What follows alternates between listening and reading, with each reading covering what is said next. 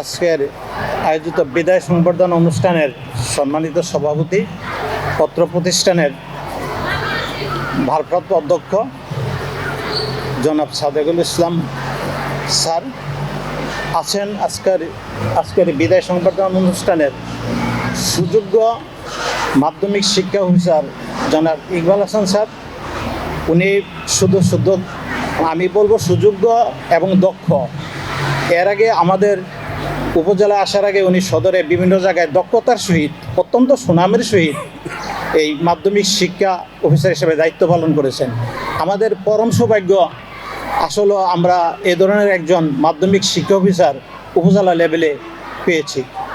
আমি আসলে আমার বিদায় মুহূর্ত স্যার আছেন চান্দিনা, স্যারের সাথে স্যার বলছেন যে আমি 14-15 বছর আগের থেকেই স্যারের সাথে হয়তো দেখা হয়, কথা হয়, একসাথে মাঝে মধ্যে চাও খাওয়া হয়। আসলে এটা আমি নিজেকে একটু ধন্য মনে করি। আসলে আমি ওই ধরনের, আপনি আজকে অনেক কিছু আলোচনা হয়েছে, আমি ওই ধরনের আসলে নিজেকে এত যোগ্য বা মনে করব না, আমি ওই দিকে যাচ্ছি না। যেহেতু আজকে বিদায়ের জিনিসটা তো একটু কষ্টেরই, প্রেরণাদায়ক। আমি শুধু স্যারদের আলোকে একটু কথা বলবো। ইনুজ স্যার একটা কথা বলেছেন, শিক্ষক মোরা শিক্ষক, মানুষের মোরা পরমাত্মীয়, ধরনের মোরা দীক্ষক। আসলে আমরা শিক্ষক যারা, আমরা প্রথম দিকটা বুঝতে পারি নাই যে শিক্ষকতা পেশাটা একটু ব্যতিক্রম পেশা। ছাত্রী আমার সামনে উপবিষ্ট, আমার অত্যন্ত প্রাণপ্রিয় ছাত্রীরা আমি মনে করি আমার আত্মীয়, তারাই আমার সাথী, তারাই আমার অন্ধকারের লাইট হাউসের বাতি। কারণ যারা উপস্থিত প্রাক্তন বর্তমান ছাত্রী, তারাই হলো আমার জীবনের সাথী ছিল। দীর্ঘ 38 বছর বলছে, অনেক ছাত্রী এর মধ্যে পাশ করে গিয়েছে, বর্তমানে আছে। আমি বর্তমানে উপস্থিত শ্রদ্ধেয় অত্র প্রতিষ্ঠানের সকল শিক্ষক, ছাত্রী, উপস্থিত পরিচালনা পর্ষদের সদস্য যারা আছেন, সকলকে আমার অন্তরের অন্তঃস্থল থেকে আমি আমার বিনীত সালাম জানাচ্ছি। আমার অন্তরের অন্তঃস্থল থেকে যে সালাম, সেটুকু গ্রহণ করে আমাকে কৃতার্থ করবেন। আমি বিদায় মুহূর্তে আসলে আমি আমার ভাষা ওইভাবে গুছিয়ে হয়তো আমার বলা সম্ভব হবে না। কারণ আমি প্রথম ছাত্রীদের উদ্দেশ্যে একটা কথা বলবো যে আসলে এই দীর্ঘকাল ছাত্রীদের অনুপ্রেরণা এবং দোয়া ছিল। আসলে এই দীর্ঘ সময় পাড়ি দেওয়া শিক্ষকতা পেশা একটা কঠিন। দোয়া ছিল আমি এই কারণে বলবো, আমি অত্যন্ত ওই যে আমার একজন যে ছাত্রী, প্রাক্তন ছাত্রী এবং এই গভর্নিং বডির একজন সদস্য বলেছেন যে আসলে আমাকে দেখলে ভয় পাইত। আমি একসময় মোহনপুর স্কুল থাকতে খুব শাসনও করতাম, যেই শাসনে অনেক ছাত্রছাত্রী সামনে আসতেই ভয় পেত। এই প্রতিষ্ঠানে আসার পরও একই অবস্থাই ছিল। আমি মনে করি এই ছাত্রীরা এই ভয় পাওয়ার পরও যে আমাকে অন্তরের অন্তঃস্থল থেকে যদি দোয়া না করতো, তাইলে হয়তো আমি এই দীর্ঘ সময় পাড়ি দিতে পারতাম না। ছাত্রীদের একটা ভালোবাসা ছিল। ছাত্রীরা, আমি বললাম তো যে আমি মনে করি ছাত্রীরাই হলো আমার সাথী ছিল। ছাত্রীরা মনে প্রাণে আমার শাসনটাকে গ্রহণ করেছে। আর নতুবা যাদেরকে এত শাসন করেছি, আমি মাঝে মধ্যে নিজেকেই একটু অনুতপ্ত হই, ব্যতীত হই যে আসলে বাড়ি দেওয়া, হয়তো বেদ দিয়ে বাড়ি দেওয়ার প্রয়োজন ছিল 5টা, আমি দিয়ে দিলাম 10টা। রাত্রে অনুতপ্ত হয়েছি যে আসলে একটা কড়া শাসন হয়ে গেছে। কিন্তু ওই ছাত্রীটাই আজকে আবার বলতেছে যে স্যার না, আপনার শাসনটা কাজে লাগছে। তাই আসলে আমি একদিক দিয়ে বলবো যে আসলে ওই শাসনটা ওই যুগের সাথে প্রয়োজন ছিল, হয়তো করেছি। এটা ভুল শুদ্ধ যাই হয়েছে, বর্তমান ছাত্রী, প্রাক্তন ছাত্রী যারা আজকে আমার সামনে উপস্থিত, সবাই যদি এ ধরনের আমার কোনো আচরণে, ব্যবহারে, শাসনে কোনো আঘাত পেয়ে থাকো, আমাকে একটু ক্ষমা সুন্দর দৃষ্টিতে দেখলে আমার মনে হয় আমার জন্য বাকি সময়টা, অবসরকালীন সময়টাও আবার একটু শান্তিতে থাকতে পারবো।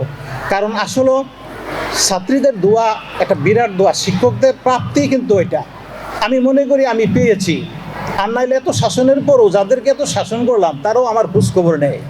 আজকে আমি একটু বলি, না বললে নাই হয়, যে ছাত্রটাকে আমি বেশি পিটেছি, ওই ছাত্রটা সুদূর আমেরিকা প্রবাসী, ওপেন হার্ট সার্জারি করে ও ডাক্তার।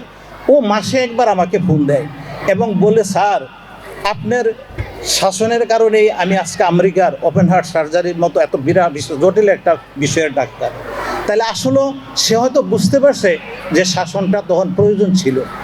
যাই হোক, আমি ওই দিকে যাব না, কারণ আমার আসলে আজকে ব্যথিত মন। আমি এই যে আজকের যে অনুষ্ঠান, বিদায় অনুষ্ঠান বা বিদায় সংবর্ধনা যেটাই বলা হোক, স্যারদের, বিশেষ করে বর্তমান যারা স্যার আছেন, স্যারেরা যে আমাকে কি পরিমাণ শ্রদ্ধা এবং ভালোবাসা দিয়েছেন, আমি মনে করি শেষ এই আয়োজনের ভিতর দিয়ে আমাকে মনে হয় আপনারা আরও দূরে সরিয়ে দিতে চাচ্ছেন, কিন্তু না, আমি কিন্তু আপনাদের থেকে দূরে সরে গেলে আসলে আমি মনে হয় ভালো থাকতে পারবো না। আপনারা বিগত দিনে আমাকে যেভাবে সম্মান এবং যে ভালোবাসাটুকু দিয়ে আমার কর্মজীবনকে, আমি বলবো আমার শিক্ষকতা জীবন না, আমার এই কর্মজীবনকে এগিয়ে নিয়েছেন, আপনারা আমার জন্য, আমার তো ভুলভ্রান্তি থাকতে পারে, ভুল থাকবেই, যেহেতু আমি কিছুদিন দায়িত্ব পালন করেছিলাম, আমি আপনাদের সহকর্মীও ছিলাম। আমার অনেক সময় আমি হয়তো একটু রাগের বশীভূত হয়ে কোনো কথাবার্তা যদি বলে থাকি বা করে থাকি, কষ্ট পেয়ে থাকেন, আমাকে ক্ষমা করে দিবেন। আমি স্যারদের কাছে, অত্র প্রতিষ্ঠানের স্যারদের কাছে বিনীতভাবে আমি অনুরোধটুকু করব, কারণ শিক্ষকদের আশীর্বাদ একটা চলার পথ হয়ে যায়। আমি আসলে শিক্ষকতা করছি বাবার একটা, আমি না বললে নাই হয়, আপনারা আবার অন্যদিকে নিয়েন না। আমার বাবা বলছে, ইনুজ স্যার বলছেন শিক্ষক ছিলেন, হয়তো উনি মেট্রিকুলেশন ছিলেন না, প্রাইমারি শিক্ষক ছিলেন। আমি একটা ভালো চাকরিও পেয়েছিলাম, কিন্তু বাবার ইচ্ছা হলো আমি শিক্ষক হই। আমি তো তোমার কাছে টাকা পয়সা চাই না, তুমি শিক্ষক হও। আসলে বাবার ওই বাণীটুকুই ধারণ করে, জানি না সফলতা ব্যর্থতা নির্ণয় করবে ছাত্রীরা। আমি সফল এ কথাটাও বলবো না, কারণ সফলতা তো এত তাড়াতাড়ি আসে না। অনেক ছাত্রী এখনও আছে, বর্তমানে আছে, তারা যদি আবার ওইভাবে প্রতিষ্ঠা পায়, ভালো মানুষ হয়, যদি বলে যে আপনি যে স্কুলে শিক্ষকতা করে এসেছেন ওই ছাত্রী আবার আজকে ওই জায়গায় প্রতিষ্ঠিত, তাইলে আমার মনে হয় ভালো লাগবে। তোমাদের যারা বর্তমানে এখন 6 to 10 যারা ছাত্রী আছো, তোমরা ওইভাবেই ভালো মানুষ হবে। ডাক্তার, বড় ইঞ্জিনিয়ার হওয়া, ওই প্রতিযোগিতা তুমি তোমার ভাগ্যে থাকলে হবে। ওই প্রতিযোগিতায় না গিয়ে এখন ভালো মানুষের প্রয়োজন। একটা কথা আছে, আমি আজকে ক্লাসও বলছি, যে তুমি যে কাজটাই করো ভালোভাবে একটু করো, চেষ্টা করো, ভালো করতে পারবে এরকম কোনো কথা নয়। তুমি যদি একটা ঝাড়ু দাও একটা রুম, যাতে ভালোভাবে দাও, যাতে আরেকজনে বলে যে না, ঝাড়ু দেওয়াটা খুব সুন্দর হয়েছে। আমি আমার এই কর্মজীবনে আমি চেষ্টা করেছি একটু ভালোভাবে করার, কিন্তু ভালো করতে পেরেছি এ কথাটা বলবো না। যখন যে দায়িত্বটাই আমার উপরে আসছে, আমি যখন সহকারী শিক্ষক ছিলাম, করতে চেষ্টা করেছি, সময় দিয়েছি। তো স্যারেরা আমার সামনে যারা আছেন, কলেজ এবং স্কুল, সবাই আমার জন্য একটু দোয়া করবেন। আমি শুধু একটা কথাই বলবো, যে আসলে এই জীবন অনেক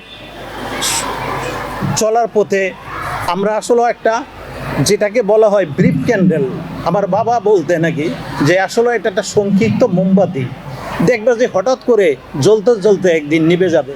তোমার জীবনটাও কিন্তু এরকম, এর ভিতরে তুমি যদি পারো তাইলে কিছু দিয়ে যাও, রেখে যাও। হ্যাঁ, তা আসলে দেওয়ার মতো, রেখে যাওয়ার মতো যোগ্যতা অর্জন করতে হয়। আমি ওই যোগ্যতা আমি বলবো না, শুধু আমি বলবো যে এই আমি একটা ক্ষুদ্র একটা ফ্লোর প্লেয়ার, একজন ক্ষুদ্র বা দরিদ্র খেলোয়াড় ছিলাম। এখন দরিদ্র খেলোয়াড় বলবো এই কারণে, সম্রাট আলেকজান্ডার যদি বলে যাওয়ার সময় আসলে কিছু নিয়ে যাওয়া যায় না। উনি ভারতবর্ষ জয় করে যখন যায়, কফিনের বাইরে 2টা হাত রেখে দিয়ে বুঝিয়ে গেছে যে আমি সম্রাট আলেকজান্ডার, যাওয়ার সময় আমি কিছুই নিয়ে যেতে পারবো না। তা আমি কি নিয়ে যাব? আমি নেওয়ার মতো কিছু দেখি না, শুধু বাবার আশীর্বাদটুকু ছিল, যার জন্য আমি এই দীর্ঘ সময় পাড়ি দিতে পেরেছি। আমার বড় ভাই শিক্ষক ছিলেন, শিক্ষকতার সময়ই উনি 7-8 বছর চাকরিকালীন সময়ই উনি স্ট্রোক করে বিছানায় পড়েছিলেন। বাকি সময়টুকু প্রতিষ্ঠান বিছানায় রেখেই ওনার বেতন টেতন দিত, ওই সময় সুযোগ ছিল। কিন্তু আমি তো আসলে শেষ করে যেতে পেরেছি, এটা আপনাদের আশীর্বাদ ছিল, স্যারদের আশীর্বাদ ছিল, স্যারদের ভালোবাসা ছিল, স্যারদের এই ভালোবাসার কারণে সম্ভব হয়েছে। যাই হোক, আমাকে দূরে সরিয়ে দেবেন না, আমি এই আশা এবং আপনাদের কাছে সেই কামনা রেখেই আমার সংক্ষিপ্ত বক্তব্য শেষ করলাম। সবাইকে আমার দোয়া, আমিও এই উপস্থিত সকল ছাত্রী যারা আছেন, আপনাদের দীর্ঘ জীবন সুখের হোক এবং আপনারা দীর্ঘজীবী হন, ভালোভাবে আপনারা করেন, এই কামনা করি সৃষ্টিকর্তার নিকট। আপনারা আমার জন্য দোয়া করবেন, সেই পরিশেষে দোয়া প্রত্যাশাই আমি দোয়া কামনা করে আমার সংক্ষিপ্ত বক্তব্য শেষ করলাম। ধন্যবাদ সবাই।